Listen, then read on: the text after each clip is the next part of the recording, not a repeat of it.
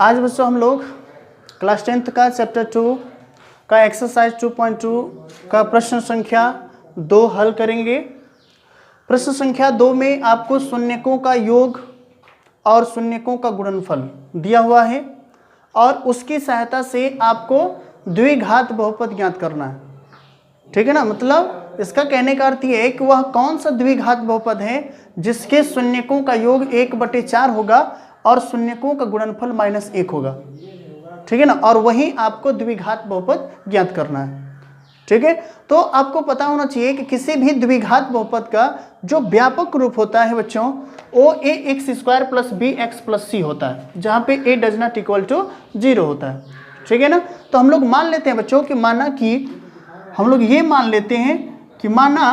कि वह द्विघात बहुपद ax² + bx + c है जहाँ a does not equal to 0 है। ठीक है, जहाँ पे a does not equal to 0 है, मान लेते हैं कि ये द्विघात बहुपद है। ठीक है बच्चों, तो आपको पता है कि यदि इसके दो शून्यक अल्फा और बीटा यदि हों, ठीक है, यदि इसके दो शून्यक अल्फा और बीटा हो, दो शून्यक हो, ठीक है ना, तो आपको पता है कि अल्फा प्लस बीटा बराबर होगा -b/a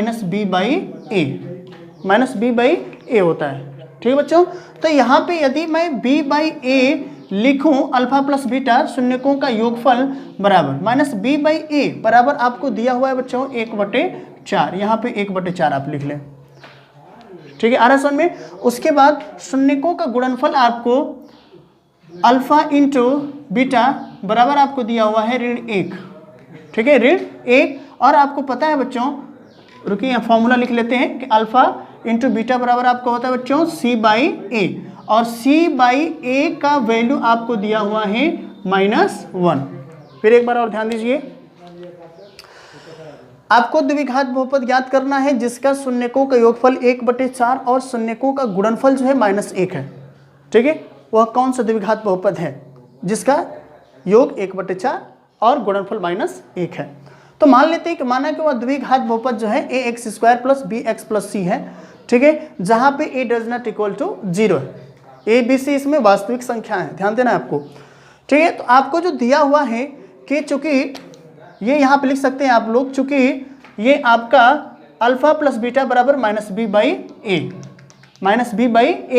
और -b/a इक्वल टू 1/4 आपको ये दिया गया है।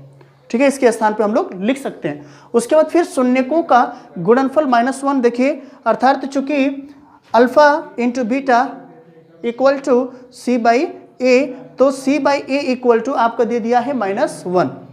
ठीक है बच्चों, यहाँ पे देखिए सारी क्वेश्चन हम बहुत आसानी से कर सकते हैं। किस प्रकार से, ध्यान देना है। यहाँ पे आप देख सकते हैं, तुलना यहाँ पे करना है कि यहाँ पे a है तो a के स्थान पे यहाँ पे 4 है। ठीक है, तो इसमें आपका a के स्थान पे यहाँ पे कुछ नहीं है, तो यहाँ पे देखिए आप 1 लिख सकते हैं। तो तुलना करें तो फिर तुलना करना आपके लिए मुश्किल हो जाएगा, क्योंकि यहाँ पे a के स्थान पे 4 है और यहाँ पे a के स्थान पे 1 है। ठीक है, तो आप क्या करेंगे कि यहाँ पे भी a के स्थान पे 4 हो जाएगा। ठीक है, तो यहाँ पे क्या करना होगा, आपको 4 से इसमें गुणा करना होगा। तो यदि a में यहाँ पे 1 में 4 से गुणा करेंगे तो आपको ऊपर भी 4 से गुणा करना पड़ेगा, ताकि इसके मान में कोई अंतर न आए। अर्थात ये हो जाएगा ऋण 4 और बटा में 4।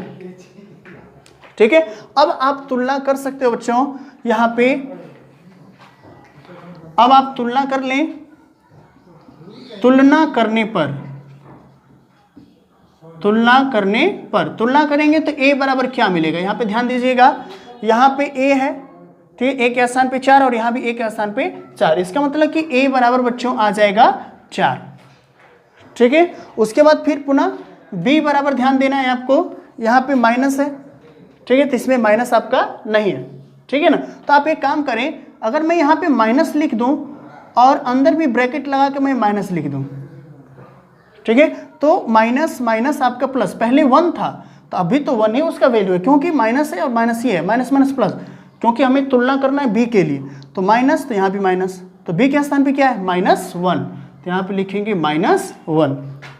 ठीक है, उसके बाद c is equal to, c के स्थान पे देखिए c और यहाँ पे है -4, तो c इक्वल टू -4 और यही जो मान है ले आकर के इस बहुपद में आपको पुट कर देना है, रख देना है। ठीक है, तो यहाँ पे लिखेंगे कि ये मान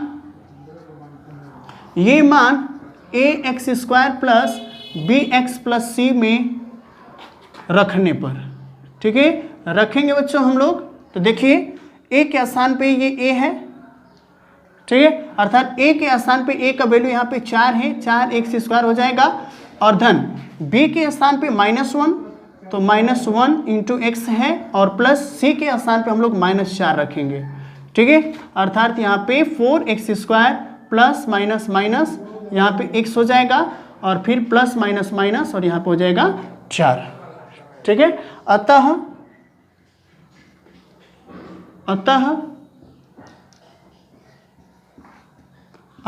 वह बहुपद, यहाँ पे लिखेंगे अतः वह बहुपद 4x² माइनस x माइनस 4 है। ठीक है, यही आपका आंसर है। ठीक है, चलिए एक बार और छोटा सा एग्जांपल बताते हैं आपको।